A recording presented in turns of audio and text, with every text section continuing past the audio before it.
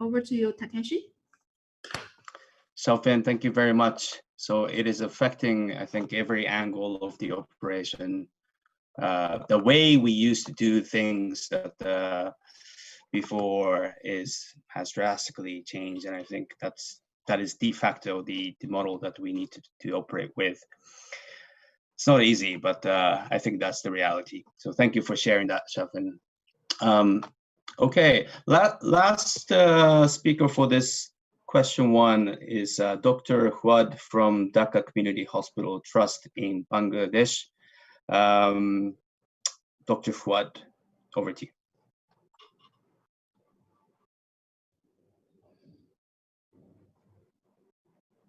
Yeah, thank you. Hello, everyone. So my presentation for organizational.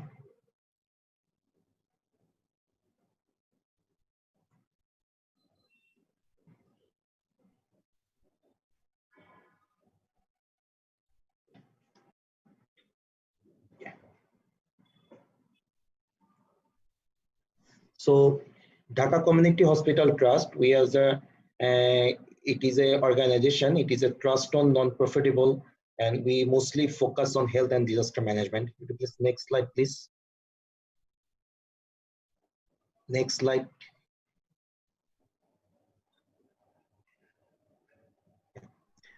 So it is a trust on non-profitable organization, and we are established in 1988, and we are providing basically the health service and disaster management. And we are also working on arsenic mitigation program, emergency health postpone, and community awareness for capacity building, and focusing on the national platform also. So the Dhaka Community Hospital, we are working mostly in our country. We have the in center we have a hospital-based organization, and in our hospital we have a 500-bed hospital, and we try to treat all kind of treatment there. And besides the hospital health service, we are providing disaster management. And in Bangladesh, we have 30 local regional office there, and through this regional office, we are providing health and disaster management and awareness program to all over country. And besides the national level, we are working with international level also. We are working in disaster management in Japan, in Pakistan, and also in Nepal earthquake. And whenever there is any disaster, Dhaka Community Hospital tried to respond fast, and we are one of the fastest responder in our country. And now we are mostly focusing on the Rohingya refugee crisis. That is a big issue in our country now, and in this East Asia and the Pacific region, it is one of the major issue now. So Dhaka Community Hospital also the member of ADRN and the EPART, and we are working with lots of locals and international NGOs and partners. And next slide, yeah. So we are working with lots of locally and international organizations, and mostly we are focusing on health and disaster management. And we have also the pioneer of the arsenic and lead mitigation program in Bangladesh. So lead and arsenic, these two things are one of the another major issue in our country. So along with Harvard and Boston Children's Hospital, we were working with mostly on that. So that's from our organizational things. So now what we have the normal means after this COVID situation for our organization. I totally agree with Emily. What is the new normal and the old new normal, and what's the old normal, and the things are still confusing to us also. What we are doing there, because in COVID, in the COVID situation in our country, in this kind of developing countries, and there is still today we are already 3,000 deaths in our country, and almost 0.2 million cases detected. So it is a big concern in our country, and not only the COVID situation, that there is other multiple disaster schemes in the sense now. One is a cyclone Amphan that hits very in very short time, and also we have the flash flood for the last 15 to 20 days, we have a big flood in our country. So not only COVID, all the situation, very, very complex thing in our country there. And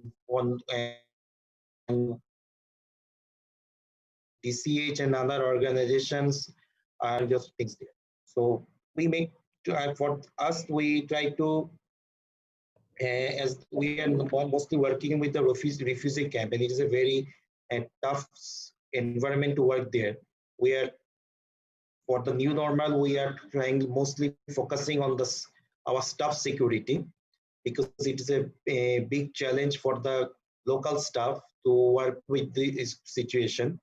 And financial crisis is one of the another issue, that's another issue, because the funding that we need from the government and from locally and from the NGOs, that is, the fund is not transferring there. So we try to reschedule, and the budget is rescheduled, redesign the whole program, whole current program here. Another thing, we try to strengthen our local offices. We try to, as I already mentioned, we have the 30 local regional officers. We try to strengthen the our local centers and also the local community to work there, because as this situation is very tough to do everything from the center office. So we try to, according to the Sendai framework, we try to establish and strengthening our local offices there, all the regional offices, and give the empowerment the local community and the local things there, so they can run by themselves. But the major issue is the financial crisis. So we try to work with our donors and also from the government and non-government officials to compact this and resolve this financial crisis. But that's the new normal things we try to adapt. Yeah, that's from me, Takashi. Okay, thank you, Dr. Huat. I think it's a big reminder that when we talk about localization, whether we like it or not, there's always this element of transfer of risks. And for those who are working on the ground locally, often or always bear the maximum amount of risks. And the risk management of staff and operation becomes the critical element. And this needs to be understood by the donors, that this requires resources to do so. Thank you for that reminder, Dr. Huat, in a very complex working environment in the Rohingya camp as well.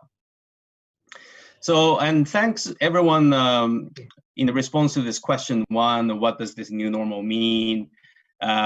We've heard about the introduction of the respective organizations, as well as the sharing of what this new normal means in each working environment. I would like to move to the next question of, let's get into more specific into the challenges. What are the specific challenges in this new normal in the humanitarian work? What is the role of civil society organizations? And if you can also share, what are some of the specific adjustments did you make in order to play that role in this pandemic? So we'll shift some orders for this question. Let's start from Xiaofan from Amity, if you have thoughts on this question.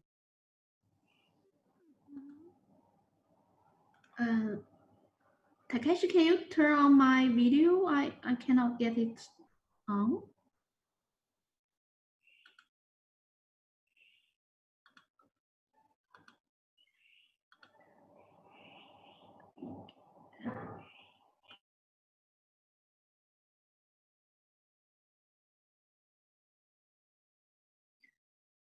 Takeshi, I think you're muted. Right, sorry. HI colleagues, can you help Xiaofan turn on her video? Is it possible? Oh, there you go. And Xiaofan, you're muted, so you need to unmute. You need to unmute, Xiaofan.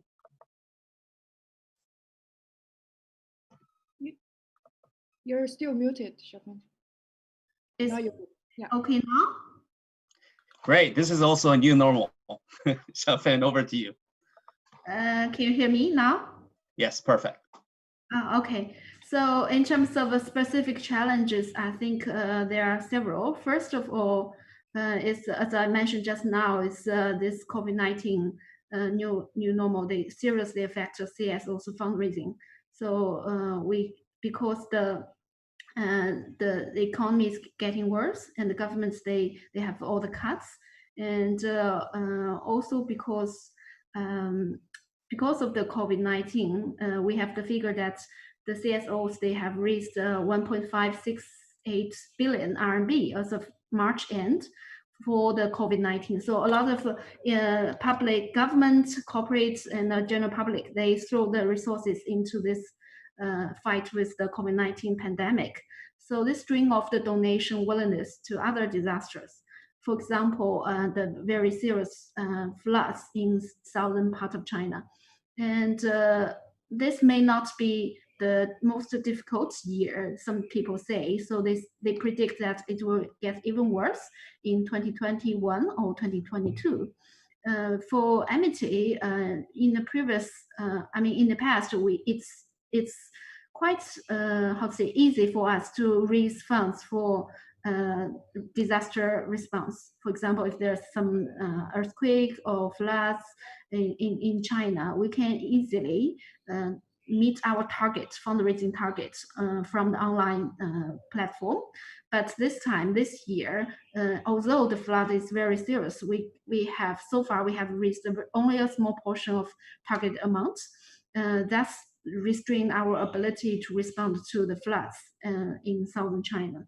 So public may suffer from donation fatigue, and which makes us even more worried is maybe the ability. I mean, people they have less income, or they even lose their job, or corporates they have less also income. So this reduced or refrain people from donate to support, give more donation to CSOs, even if they want to.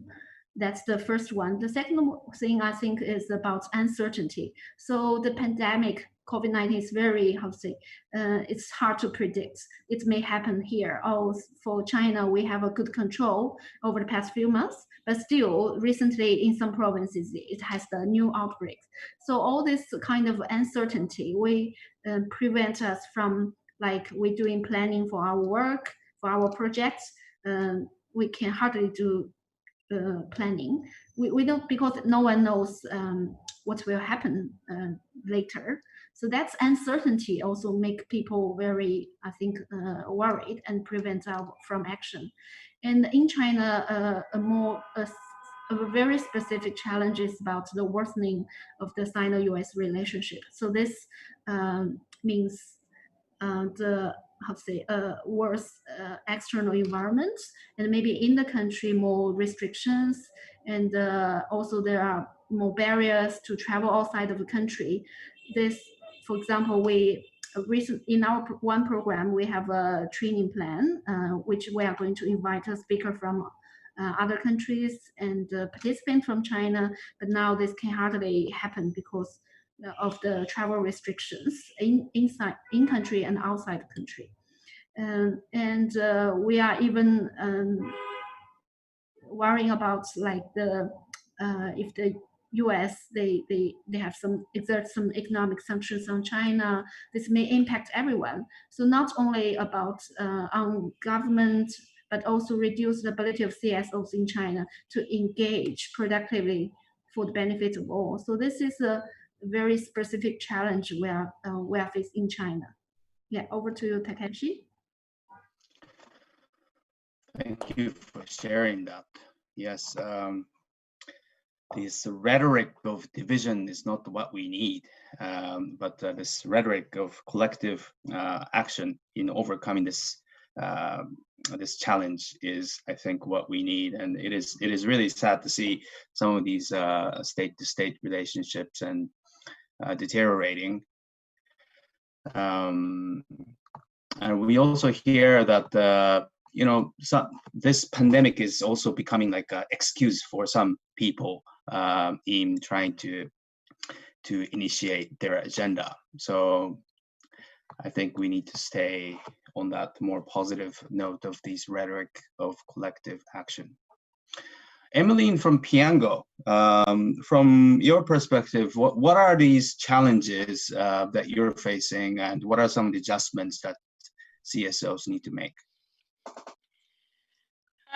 Thank you. I will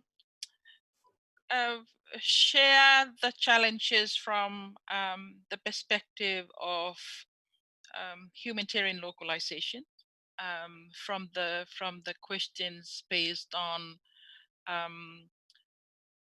in this COVID-19, and we are looking at the Sentai framework, for example, where we're looking at the managing of the risk of disaster.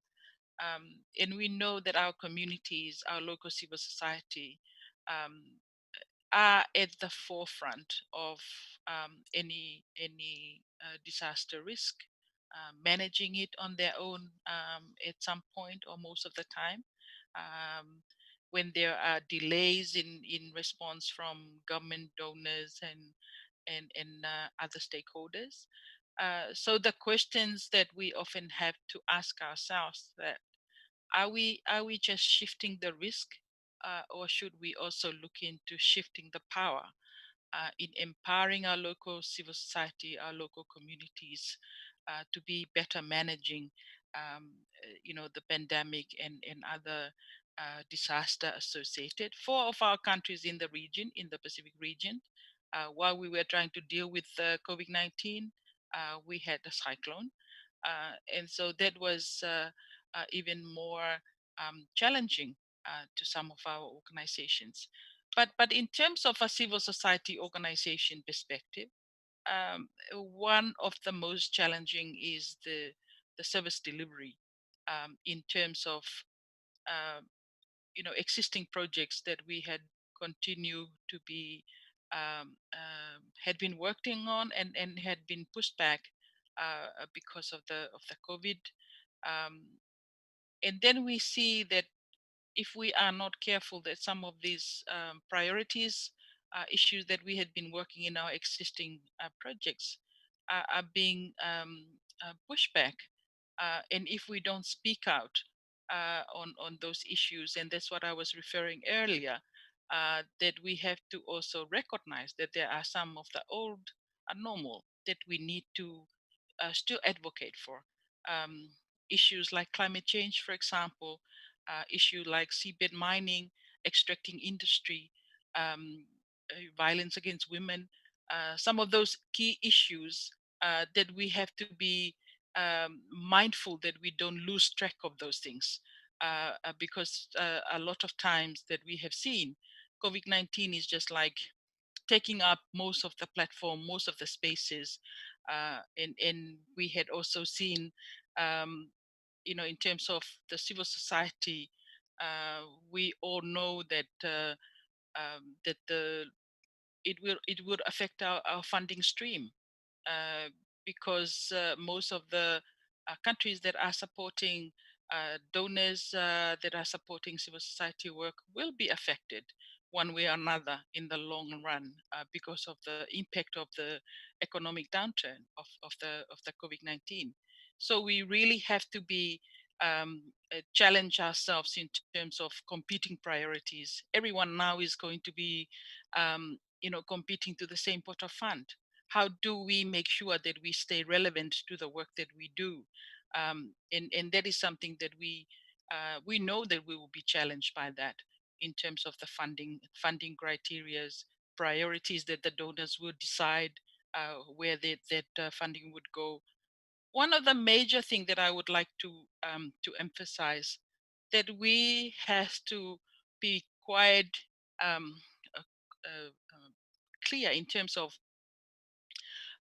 don't just look at the recovery of COVID-19. Don't just look at humanitarian perspective of it. We need to follow the money. We need to make sure that we have a strong voice from civil society to call upon our leaders, holding them accountable, having our governance institutions have called on accountability and transparency in the process. And we have seen that across the Pacific, and I'm sure in the other regions.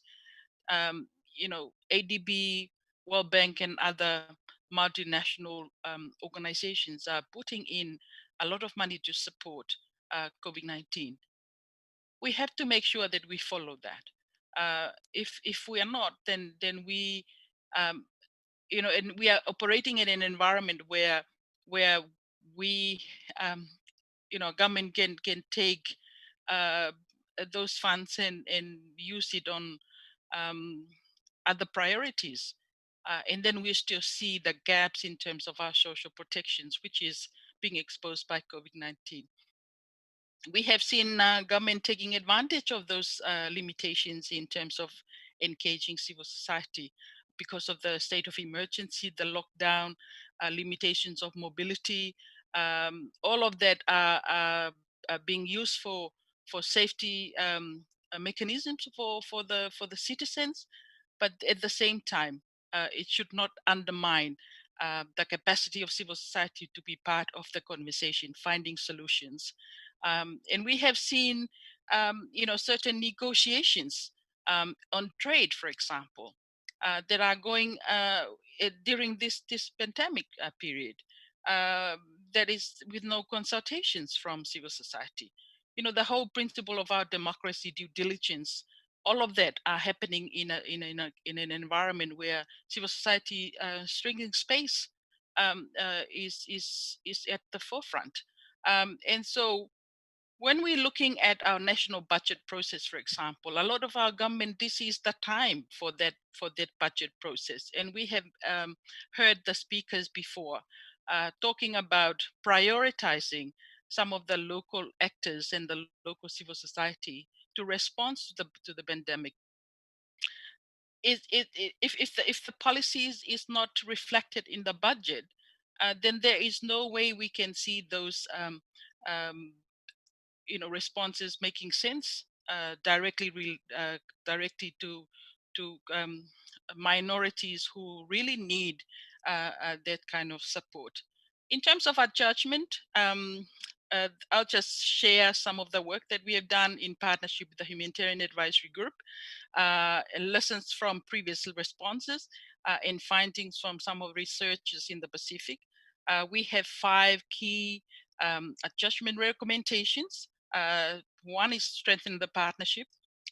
This really key that we have to step out and make sure that we partner, adapt the policy in the system, the processes to accommodate the new way of work, fund local and national actors to support locally led responses. And that's what I was talking about in terms of the budget process, making sure that we are part of that conversation, support national coordination mechanisms and processes.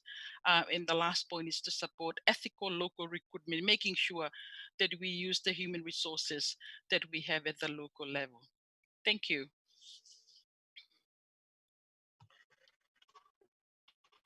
Great, Emmeline. Thank you very much for that. The 5 points of recommendations from your work with HAG as well. Those these vulnerable part of our society, existing issues, and the monitoring and holding state to account advocacy for prioritization is also, I think it's a reminder that it is a power of network, something difficult for one individual organization to do, but with a collective network like yours, Piango, I think it's a value addition of such network activity. So, and yeah, so thanks for sharing that, Emmeline. Let's go to Yuko from Japan. So Japan platform, the specific challenges and some of the adjustments that you had to make, and in midst of this flooding and landslides that are happening in Japan right now. So what's your take, Yuko? Yes. To answer the question, I'd like to share our experience from the current response, the disaster that we have in Japan. We have currently heavy rains and landslides, and also flood in city called Kumamoto in northern part of Ireland. In this disaster, the CSO network group is playing a significant roles to respond to these disasters. Not only responding the disaster, but they are also working as a coordination body among those CSO group and also the government, and also not only the area CSOs group, but also with outside of CSO groups and NGO sectors as well. Japan Platform has also decided to respond to this disaster, and we're also raising fund for this disaster. And yeah, by the way, and we are probably can raise fund less than normal. I think this is also the challenges, because we also raising fund for COVID-19 program since April. So probably because of this, we have a lot of disaster on the program, we should raise the fund. So this time we probably have less donation for this one. So that's another challenge. But for CSO group, there's one CSO network group called K-Board, Kumamoto Volunteer Organization Active in Disasters. This K-Board is significant roles to those coordinations or the discussion with a lot of sectors. But this K-Board has a history, and this was established in 2016 when we had an earthquake in this Kumamoto city. So this time, and also before this Kumamoto earthquake in 2016, there's no coordination body or coordination mechanism in Japan.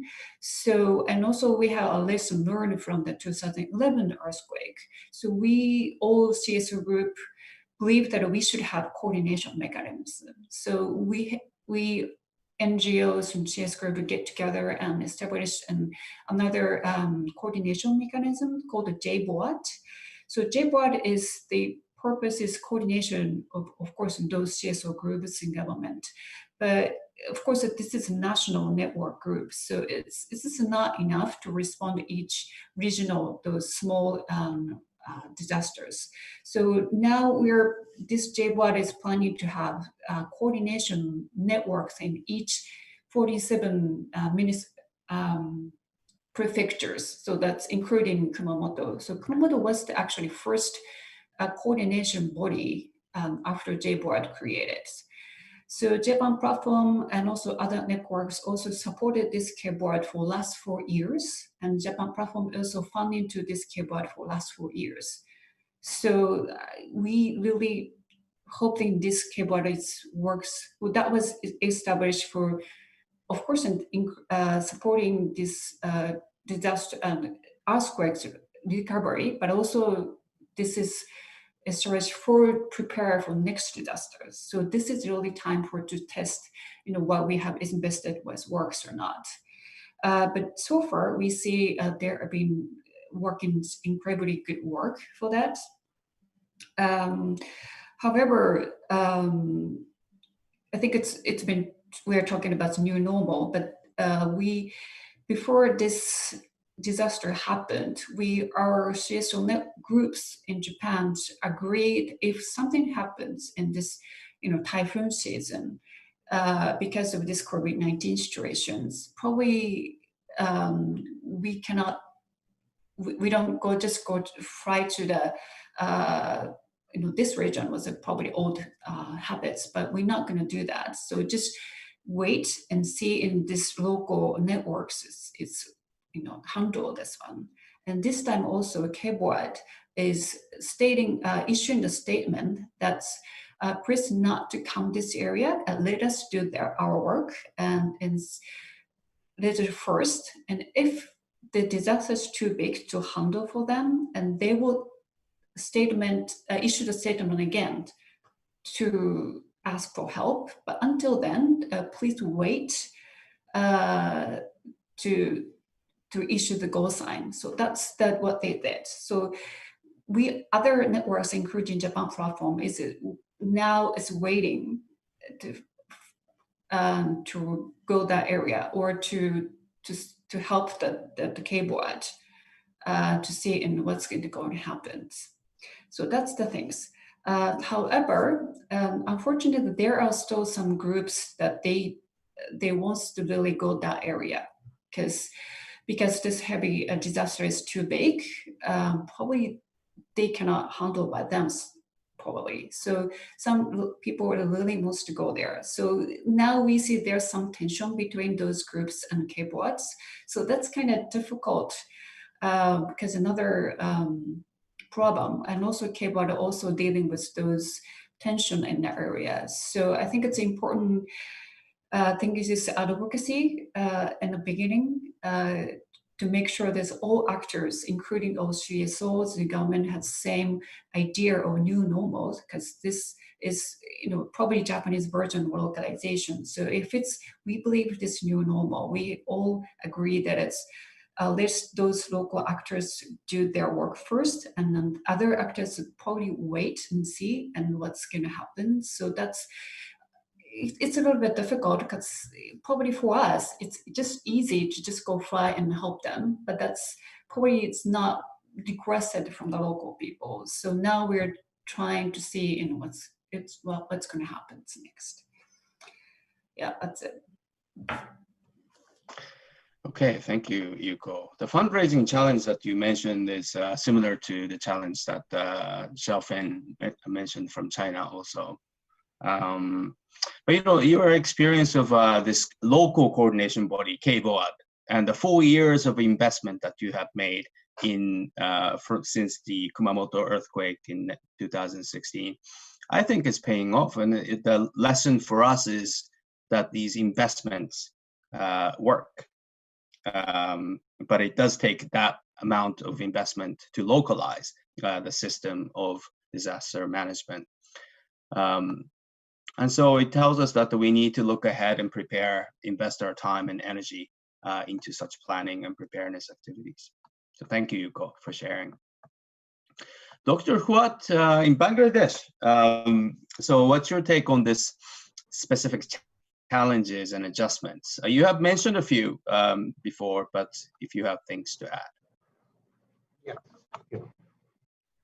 So in Bangladesh, as the organization like DCH and other organizations who are mostly working in the field, we have due to COVID and other multiple disasters at the same time, the flash flood and Amphan. So the most biggest challenge we have facing there is the fund crisis. It's a big crisis there because almost all the program are rescheduled. I already mentioned most of the program rescheduled, but whatever we have done with the refugee, there's a lots of refugee and they are totally dependent on donor fund. So if some fund are struck due to COVID situation, it is very difficult to survive with these people. So in this situation, the COVID, when the refugee people, they're for their feeding, for their life support, for their treatment, for their medicine purpose, for their basic needs. So all the funds are all struck. So it is very difficult for us to continue with the limited resource that we have and use our own resource to continue the process there.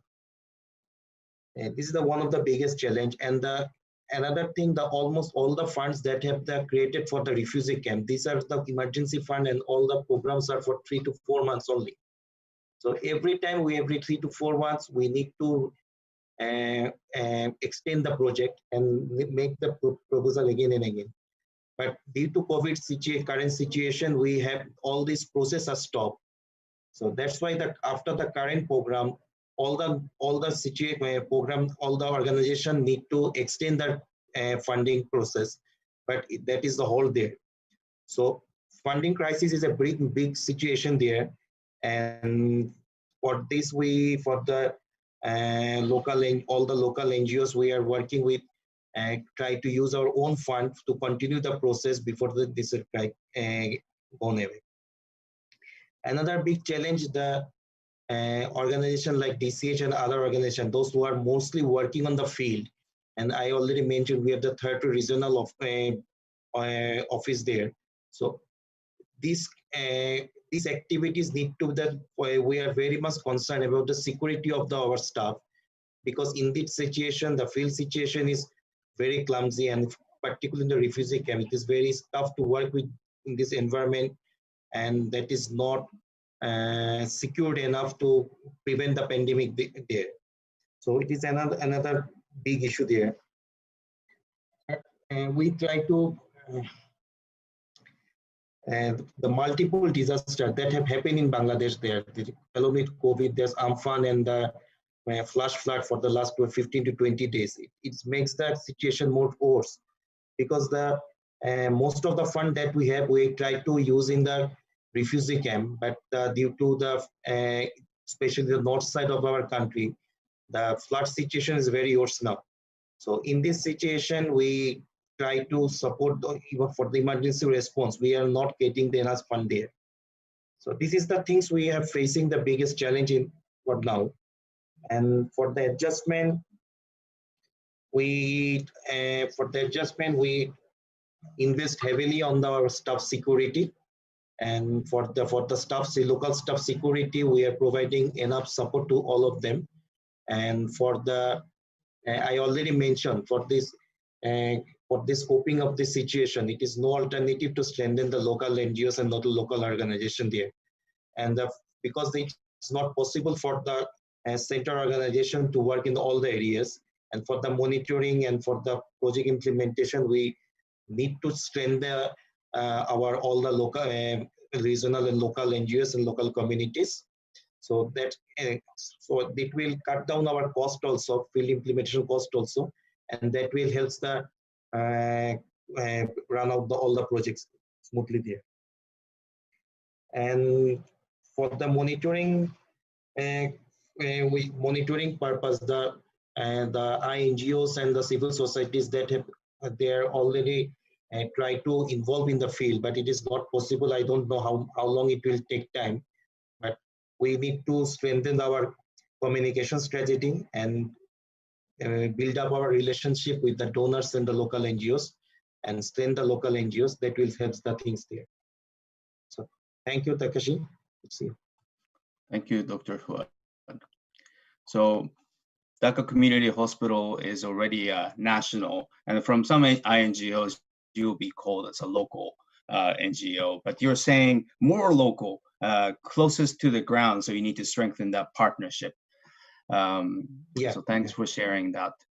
And yes, flexibility of donor funds is critical because it does reflect directly with the business continuity of services in places like the refugee camps. And you need to make those investments into staff security, and that needs to be taken into account in the donor funds also. So good point. And for those of us who work with the donor governments, I think that's a big advocacy message to take.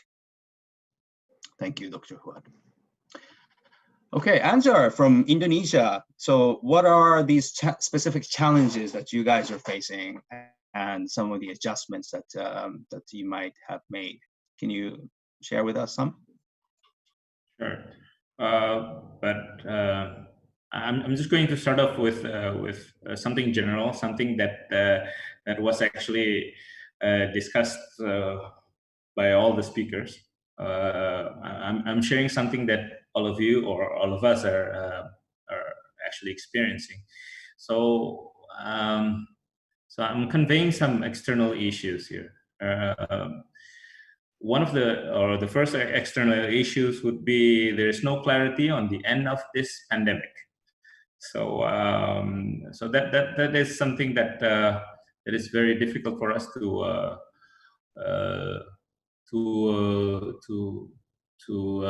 adjust with, or at least this would then provide us with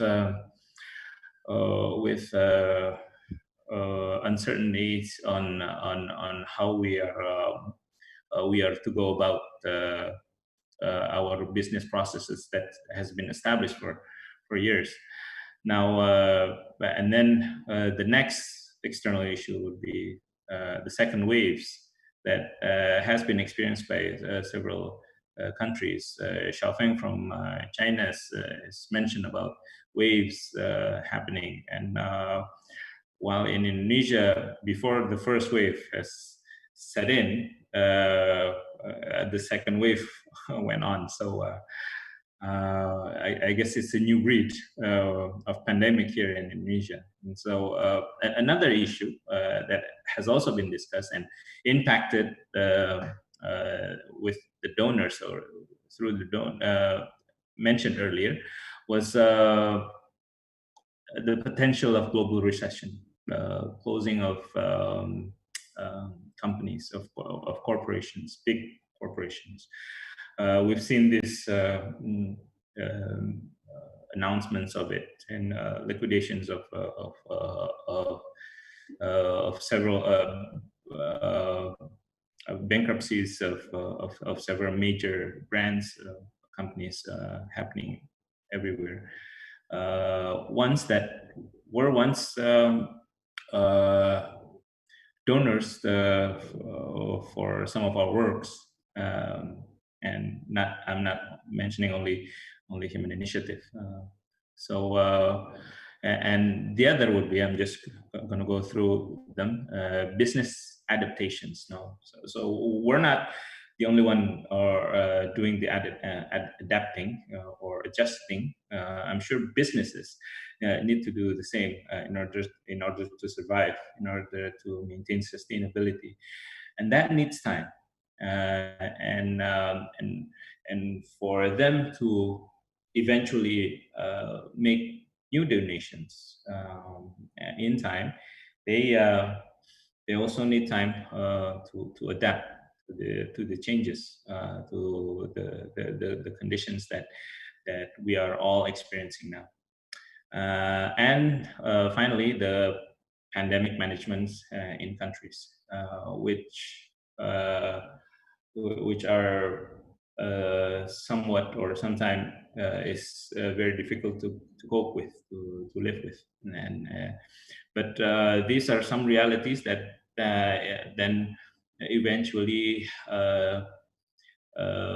provide us with constraints and room for creativity, and this is where we are supposed to come in and revive ourselves and put ourselves in our mandate of establishment in providing services to the people affected by this, which we are all affected. Now, so some of the what I just mentioned were external issues. These are some of the issues that we face internally. We are faced with project delays. A lot of projects would have to be delayed because the nature of their work. It is against the protocol. We cannot do it. And so, as I mentioned earlier, we need to quickly find alternative ways, and we need to quickly talk to donors about it and how they're willing to be flexible and accept a new way of doing it. And then this was also mentioned by all the other speakers, the potential of donation fatigue or decrease in donations. Or some of my team in the partnership division says this is a delay. Actually, this is a delay in their donations. They're incapable of they have the capability of donations, but the infrastructure stops them from doing this. Banks or international transactions are still limited, and so transactions are also constrained. Now that's is quite a positive view on the condition, but this is how we see this. Now, as an human initiative, as an organization who also depends quite a sizable amount of our yearly fundraising from retails, from individuals. We have quite a big problem of maintaining this, and so we needed to adapt some strategies in order to regain support in our work. So, and the other problem that we face, challenges that we face, is maintaining our mandatories in the pandemic situations. The first phase of the pandemic, or the lockdown, almost or the majority of our work were stopped. But then we look back and see that we are supposed to be, we would also have to be on the ground. Security issue is a big problem, and then the protocol set in. We need to take on this problem, and thankfully we adhere to the protocol, and we took as much as we can to address or to help all that we can, and work together with the government's support in providing help to the most affected people. Now, some of the adaptation that we have been doing. Now, one of the major adaptation or adjustments that we did was setting up contingency planning. So we set up contingency planning by redesigning the organization's targets. Starting from expenditures, we are reorganizing expectations of what we planned we would achieve this year. In terms of donations, of course, then eventually we would then also reconfigure our expenditures, and then our targeted number of beneficiaries was also reconfigured, redesigned, and in order to maintain our work, our services, we did create a group, a team of research specialists to analyze the impact, the social impact of our donors and public. They were to see whether they still have the ability and the willingness to donate in this hard time. We were also surveying to see what are the sort of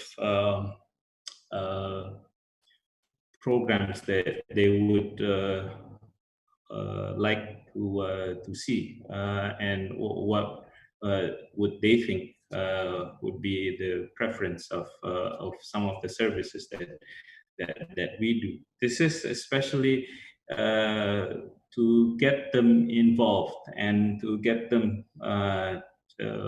be part of the work that we do. Thankfully, this connection that we do gain their support, and we did quite a lot of collaborations with our donors, which then become partners and then influencers through their social medias of our work, and gain more support. This was one of the adjustments. So some of the other adjustments that was conducted are policies.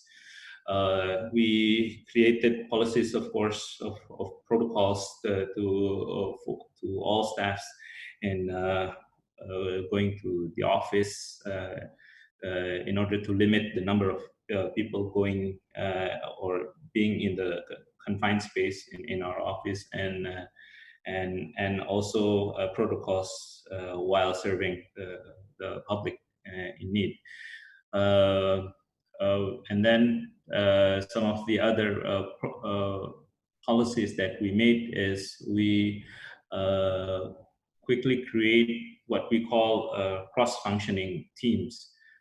These cross-functioning teams would then, what we call squad, they would quickly identify problems that we face during these hard times, and then they would then sort out the problems through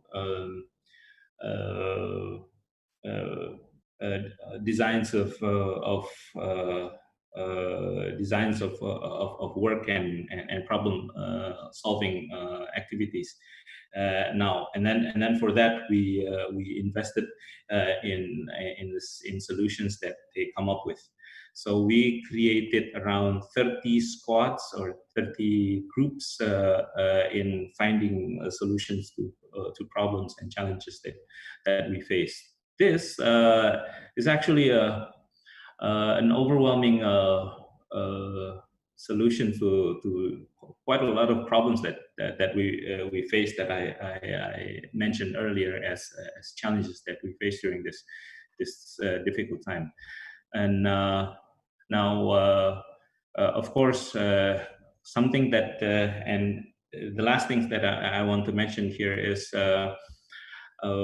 we are in the course of improving the protocols for a multi-disaster situation during this pandemic situation. I think those are some of the things that we face. Thank you, Anja. Thank you. A lot of the questions that we've received prior to this webinar and also have been how to adapt practically to this new normal. And I think some of the experiences of your organization, Anja, I think can be a great reference for many. And on the fundraising front also, you've taken this opportunity to really strengthen the engagement of your supporters by asking them, what do you want? And you reach out to them for further engagement. And I think that's really a great job. Well done. You also talked about need room for creativity, and I absolutely agree. Now, we are a little bit short of time, but we'll try to be a bit creative in the last part of this webinar. Obviously, everyone, while we listen to each of the speakers, we're grateful for the information that they share. And we realize that we actually have more questions than answers, probably. Everyone's struggling, but it's about forecasting what we need to do and break them down and deal with them. Last part of this webinar, we wanted to ask the speakers, although we have more questions than answers, we wanted to ask the speakers to give us a recommendation for colleagues in the region. I know it's not easy, and we're short of time. But let's do a quick sharing of what would you recommend our colleagues in the region from your experience. So let's go with Emily from Piango. So what are your recommendations?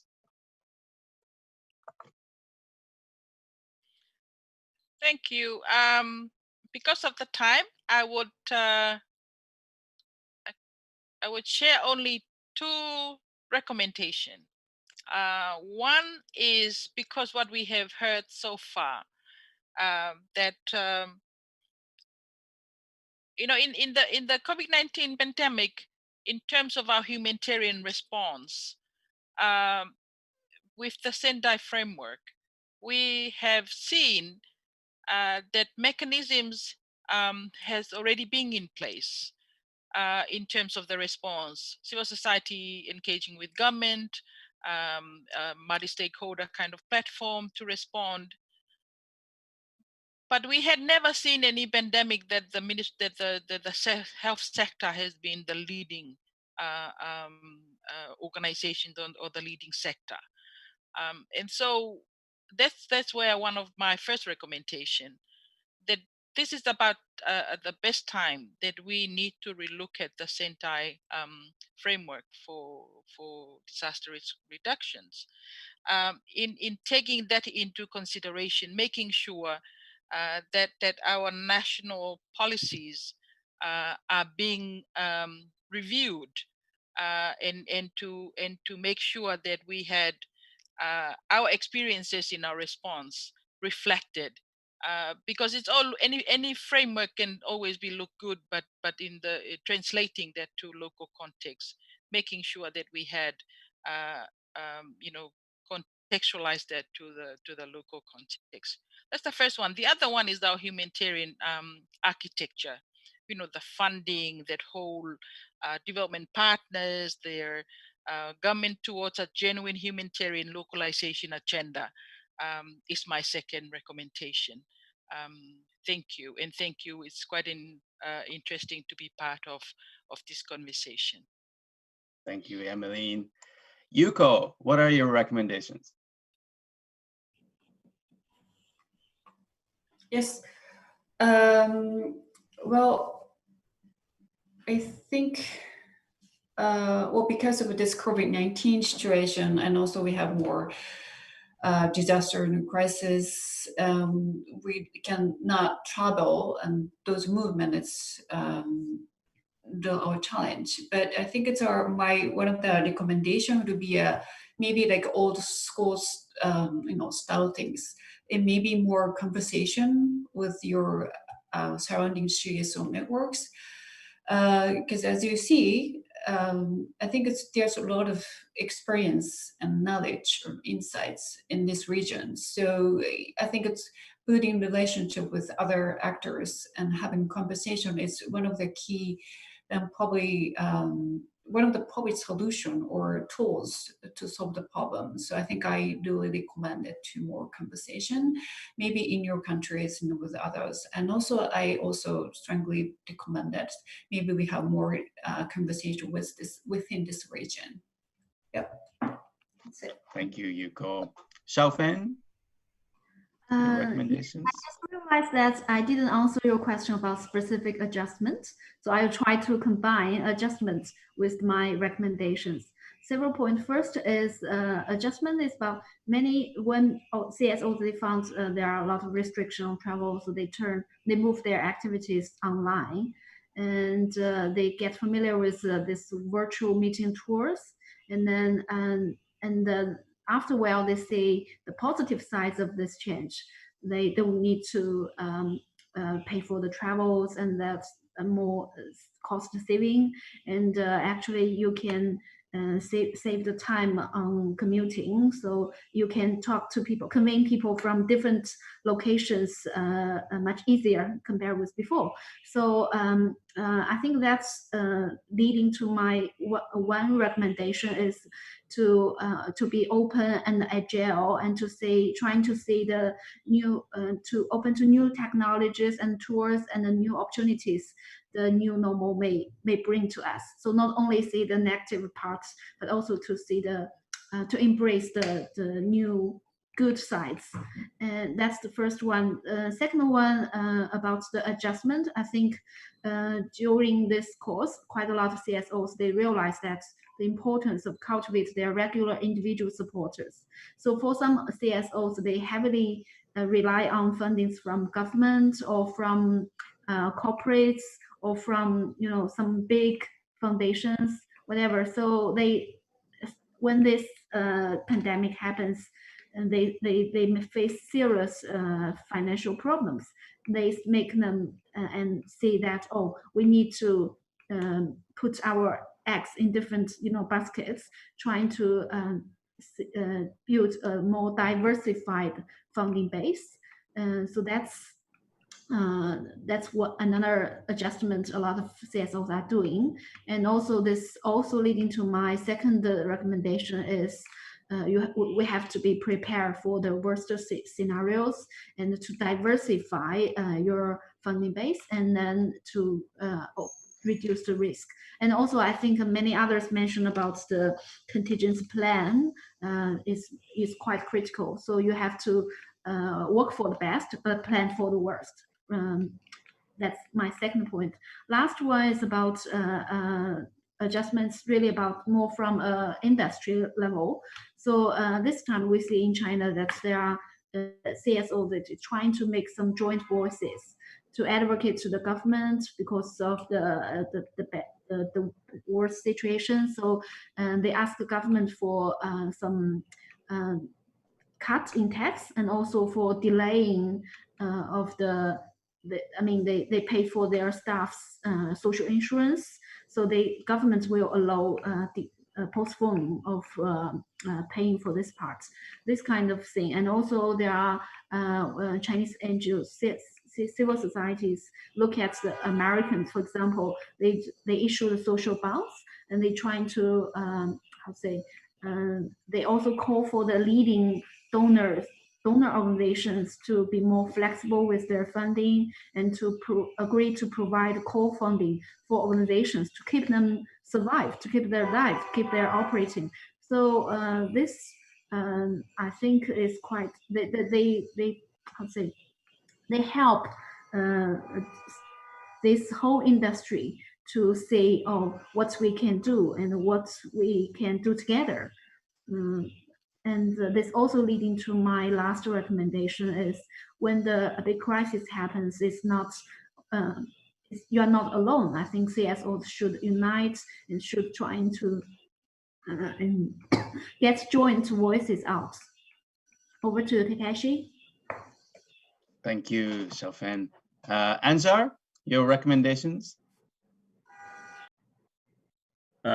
Yes. Okay. Now, actually, I'm not going to say what has been said by the others. So I'm just going to cross out some of the things that Emlyn have said, Xiaofeng as well, and so I'm just going to say first is COVID-19 pandemic is an opportunity to strengthen collaboration across different sectors, structures, industries, to strengthen the integrated and comprehensive actions of dealing with our work. I mean, so that's one. So collaborate. So that's basically what I'm saying there. The other thing is this pandemic health risks, all the risks that we face during this pandemic. This is an opportunity for transformative action towards improving a new and better healthy lifestyle. So this is the best way to promote a better healthy living lifestyles to all the people of our work. And then something that has not been mentioned would be psychosocial support is important, as some communities face multiple disaster impacts. So let's help the people go through this very difficult time. And lastly, to optimize the role of youth and young people and their innovative solutions to get us out of all this. That's it. Go ahead, Takeshi. Perfect. Thank you so much. Okay, Dr. Huat, what are your recommendations? Yeah, there's lots of discussion with all the panelists. So I have just 3 or 4 words from my side.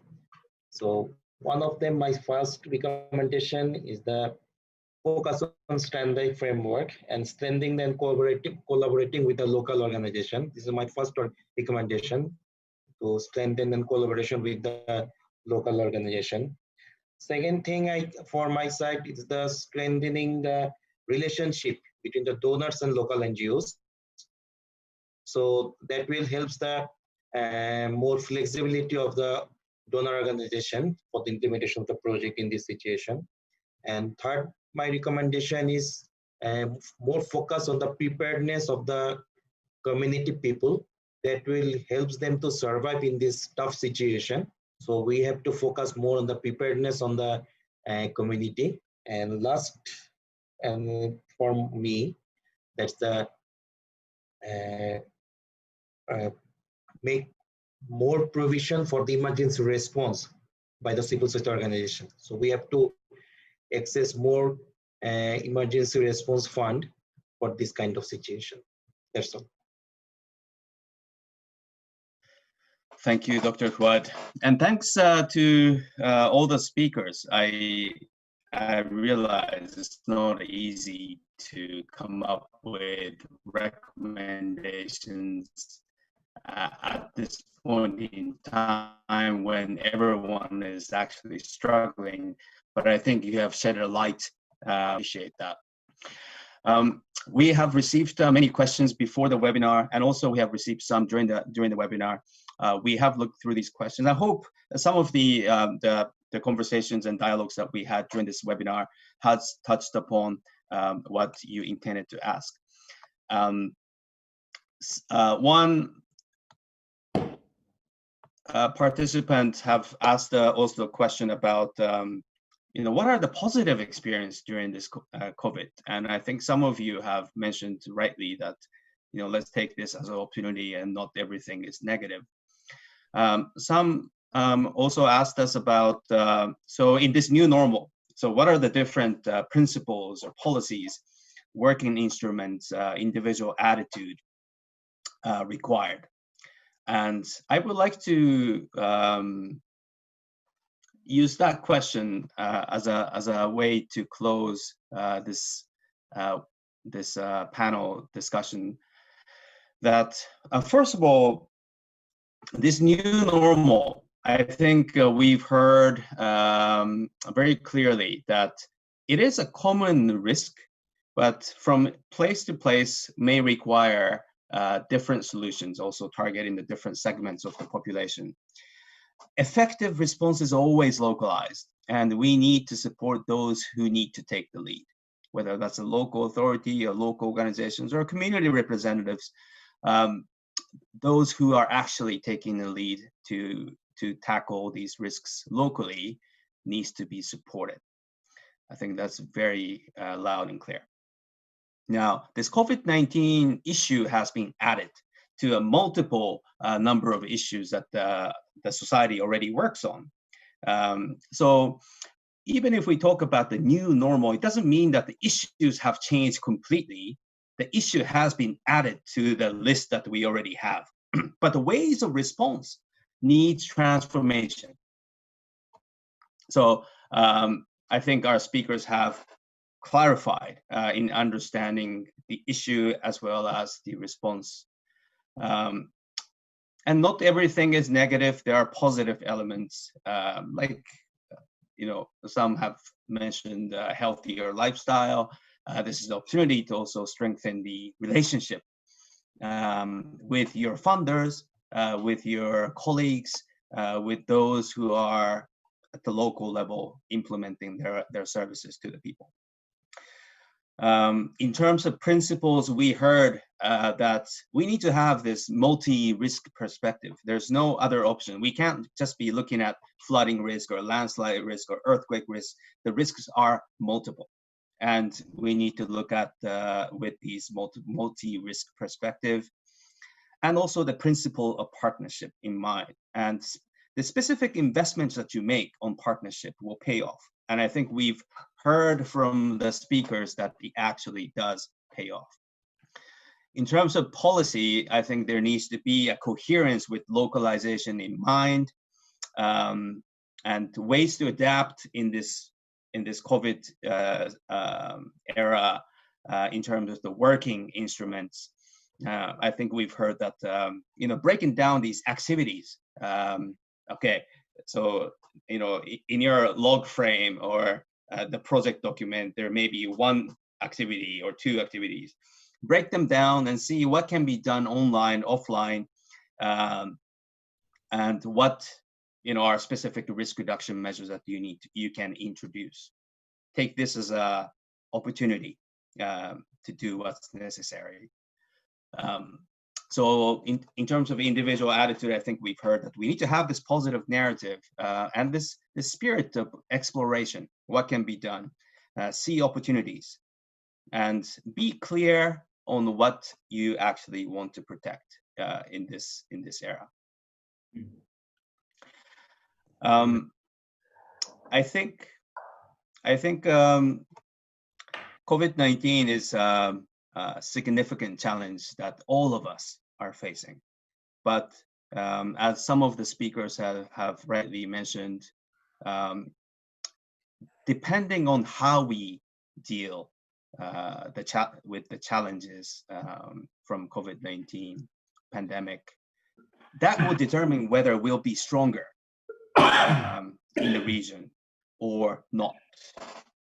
So I would really hope to see this region coming together in tackling these multiple risks happening at the same time through this experience. And I think our individual actions and sharing like this will have that impact. I understand I have not summarized everything that you have said, but I would like to sincerely appreciate all the speakers of taking their time to share your very valuable experience and thoughts. And for everyone who have participated this webinar, thank you for being with us. I would like to pass the floor back to the organizer. Dear.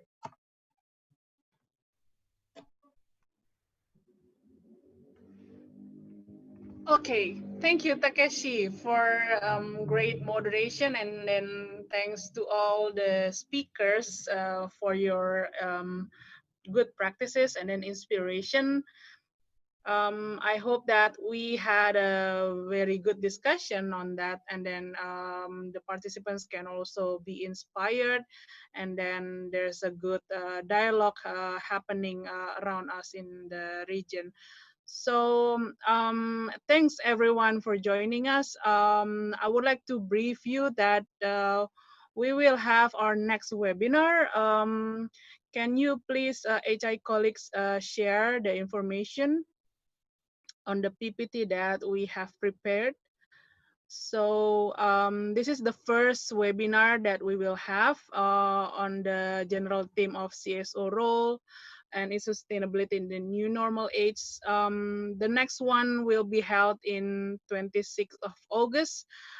So be prepared, everyone, for the next webinar on the next 1 month.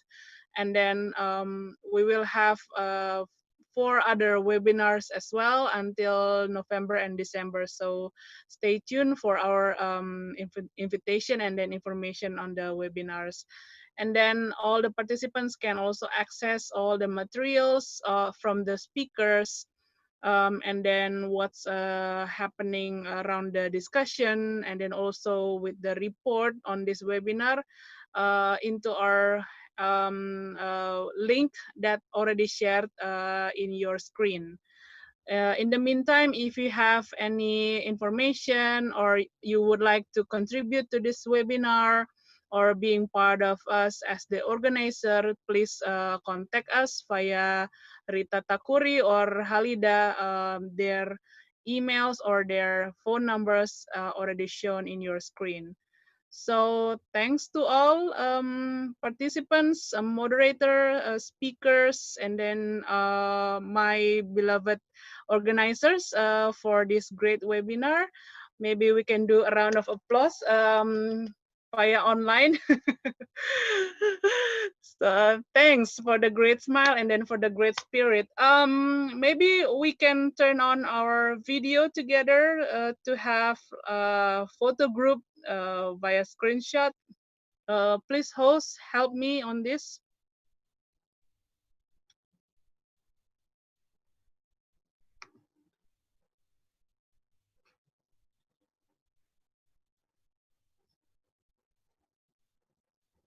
And maybe you can unmute yourself just to make the just to make some noise. Online. Hi. Thank you so much, everyone. Thank you for all the speakers. Okay. I need to check with the Aka. host. Are we done? Are we done with the photo group? Maybe somebody can lead that on the host. How do we do This is this? the new normal too. Okay. Then okay, yeah. Okay. Are we done from the host? Yeah, I think someone took picture of us. Did someone? Yes, I Yeah. believe so. Okay, done. Yeah. There you go. Great. So thanks everybody. Have a good rest of the day and stay safe. Please Thank wear you. your mask. Please hand wash your hands. So thank you very much. See you on the next webinar. You too. Thank you. Thank you. Take care. Stay safe. Singwi, Mas Waya, thank you. Takeshi, thank you. Thank you everyone. Yeah, thank you.